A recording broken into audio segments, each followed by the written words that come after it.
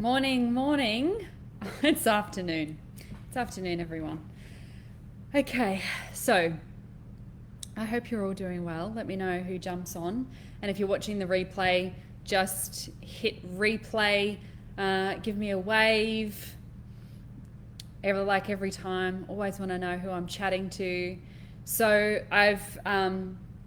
sometimes I get questions just sent to me privately, and sometimes I answer them privately, and I've had this one come through a couple of times. So I thought that I would just do a video on it because it's actually more simple than we think. So I've had one parent reach out to me and ask, how do I communicate my husband and I's separation without worrying the children?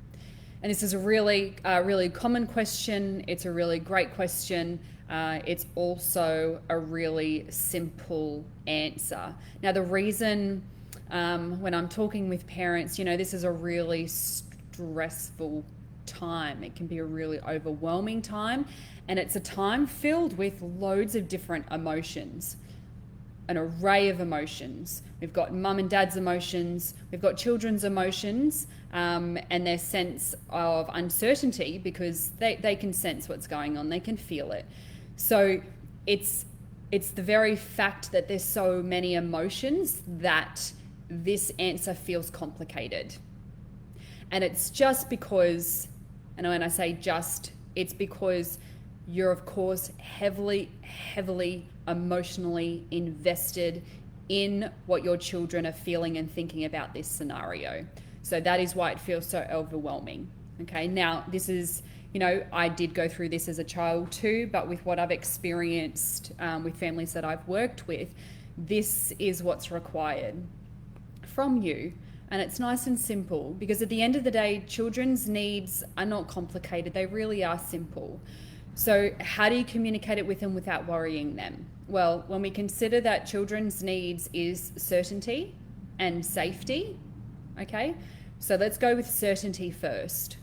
Now, the very way that you can communicate this with your children without worrying them is to actually just be certain within yourself of the decision.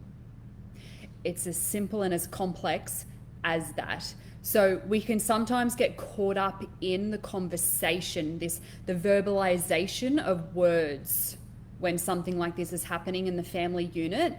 But I can assure you that if you verbalize to them that everything is going to be okay, you've got nothing to worry about, and yet your actions and your behaviors and your energy is nothing short of stressed, worried, anxious, flat depressive states, your words mean nothing. Okay, words mean nothing. They are judging the certainty and the safety of this huge change in their world based on your reaction to it. So the greatest gift and the greatest approach you can take to this situation is to focus on self and focus on you being okay with the situation first. That is the number one key here. They are analyzing you. They are tuned in, tapped on to your energy as mum to see if you're okay with the big change. If you're okay with the big change, they are going to be okay. They are going to have emotions, and they are going to be asking questions. Why has dad left? Why has mum left, if that's some scenarios? Why the big change? Those questions will come up sometimes, and they're curious, and that's okay. But if your behaviors outside of this questioning time is uncertain and worried yourself, that's what they're going to hang on to. That is what creates the unease. That is what creates the anxiety for them. That is what creates the worry about you, about them, about dad, about siblings. That's where the worry comes from. So to bring it all together in a nutshell, the easiest way to communicate it is to communicate it in a loving way. You're not going to do anything wrong when you communicate. You're going to explain, this is what's happening. you know, dad's going to find a new home and you're going to be able to visit dad in this new home. Mum's going to live here with you.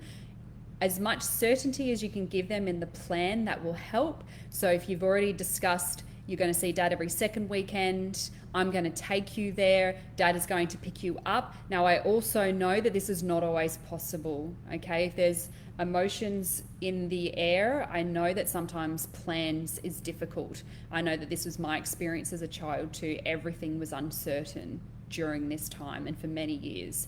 So if there is that uncertainty, then you explain that to them. Say, I'm not too sure when exactly you're going to see dad, but I'm going to tell you the second I know.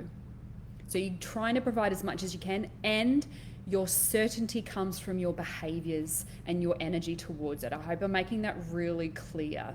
We get stuck on the conversation as adults because that's our primary communication method, and yet it means nothing to children unless it's backed up by energy, behaviors, and your way of being. So I hope that really helps.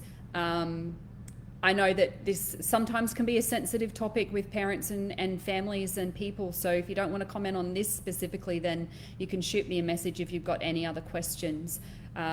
So the biggest gift, work on self, be okay with self, have time to yourself to process what's going on, allow the tears to come and create that certainty within the situation so your children can feel that. Their only worry comes from knowing or feeling that you're not okay. When you're okay, they'll be okay. So that this is a time for you to focus on self, even though you feel like you should be focusing on them. So I hope that helps. Let me know if you have any further questions around that. Bye for now, everyone.